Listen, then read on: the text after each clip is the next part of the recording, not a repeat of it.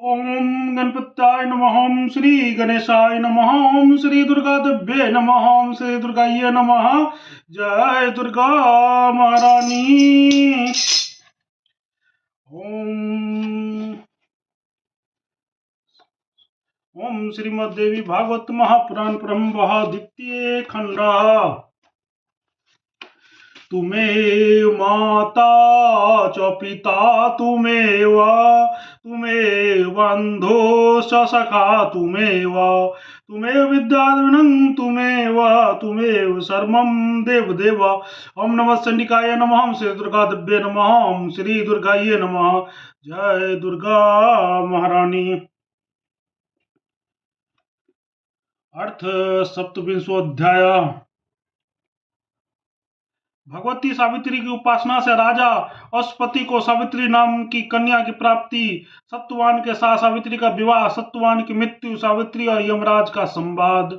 श्री नारायण बोले, हे नारद, राजा अश्वपति ने विधि पूर्वक भगवती सावित्री की पूजा करके इस प्रकार सोच से उनकी स्तुति करने के उपरांत उसी स्थान पर हजारों सूर्यों के समान तेज से उत्पन्न उन देवी का दर्शन किए।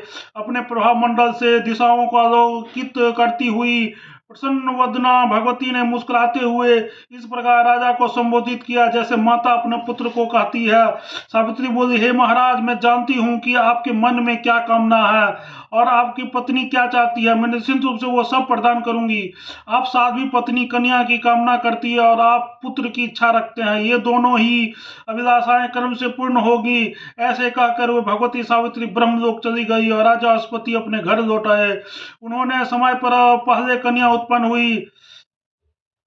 भगवती सावित्री का आराधना के प्रभाव से श्रेष्ठ देवी कमला ही पुत्री रूप में उत्पन्न हुई थी। राजा अश्वपति उस कन्या का नाम सावित्री रखा। वो कन्या शुक्ल पक्ष के चंद्रमा के समान दिनों दिन बढ़ने लगी और यथा समय रूप तथा यौवन से संपन्न हो गई। उसने ध्रुमसेन के सतनिष्ठ तथा अनेक गुणों से युक्त पुत्र सत्यवान का पति रूप में वर्ण किया। तब राजा ने रत्नमय भूषणों से अलंकृत उस कन्या को उन्हें समर्पित कर दिया। सत्यवान भी बड़े हर्ष के साथ उस कन्या को लेकर अपने घर चले गए। एक वर्ष बीतने के पश्चात वे सत्य पराक्रमी सत्यवान अपने पिता की आज्ञा के अनुसार हर्ष पूर्वक फल तथा लकड़ी लाने के लिए वन गए। साध्वी सावित्री भी उनके पीछे पीछे गई। देव योग से सत्यवान वृक्ष से गिर पड़े और उनके प्राण निकल गए।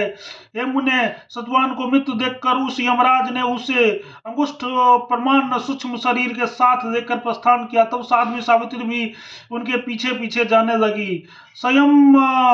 संयम मणिपुरी में स्वामी और साधुओं में परम श्रेष्ठ धर्मराज सुंदर दांतों वाले उस सावित्री को अपने पीछे पीछे आते देखकर मधुर वाणी में उनसे कहने लगे। धर्मराज बोले, हे सावित्री, तुम यह मानव शरीर धारण किए यह कहाँ जा रही हो? यदि तुम अपने पति के साथ जाने की इच्छा रखती हो तो पहले यह शरीर का त्याग करो। विनाशशील मनुष्य अपने इस नश्वर तथा 5 भौतिक शरीर को लेकर मेरे लोक कभी नहीं जा सकता है। ये साध्वी, भारतवर्ष में आए हुए तुम्हारे पति की आयु अपूर्ण हो चुकी है। अपने आयु को अपने कर्मों का फल भोगने के लिए अब यह सत्यवान मेरे लोक में जा रहा है। प्राणी कर्म के अनुसार ही जन्म प्राप्त करता है और कर्म अनुसार ही मृत्यु को भी प्राप्त होता है। सुख दुख भय शोक भी कर्म से ही मिलते रहते हैं। जीव अपने कर्म के प्रभाव से इंद्र हो सकता है, वह अपने कर्म से ब्रह्मपुत्र बन सकता है और अपने ही कर्म के द्वारा वो हरि का दास बनकर जन्म मरण के बंधन से मुक्त हो जाता है। मनुष्य अपने कर्म के प्रभाव से संपूर्ण सिद्धियां, अमरत्व और भगवान विष्णु के सालोक आदि 4 प्रकार के मोक्ष पद निश्चित रूप से प्राप्त कर सकता है। मनुष्यों को अपने कर्म के द्वारा देवता, मनु, राजेंद्र, शिव तथा गणेश तक का पद सुलभ हो जाता है। उसी प्रकार अपने कर्म के प्रभाव से ही मनुष्य श्रेष्ठ मुनि, तपस्वी, ब्राह्मण, क्षत्रिय, वैश्य तथा मलेच्छ बन जाता है। इसमें कोई संदेह नहीं है। अपने कर्मानुसार ही प्राणी को जंगम, पर्वत, राक्षस, किन्नर, अधिपति, वृक्ष, पशु, वन के प्राणी, अत्यंत सूक्ष्म जंतु, कीट, देव, दैत्य, दानव तथा असुर आदि योनियां प्राप्त होती है। सावित्री के ऐसा कहकर हुए यमराज चुप हो गए। इति श्रीमद्देवी भागवत महापुराण संहिता 9 स्कंधे सावित्री आख्याने यम सावित्री संवाद वर्णन नाम 7 तत्सत। प्रेम से बोलो जगत जननी जगदम्बा माता की जय। बोले दुर्गा महारानी की जय। हर हर महादेव। जय महादेव बाबा, जय मां, जय गौरी संग्राम भ्याम नमः, गौरी संग्राम भ्याम नमः, गौरी संग्राम भ्याम नमः।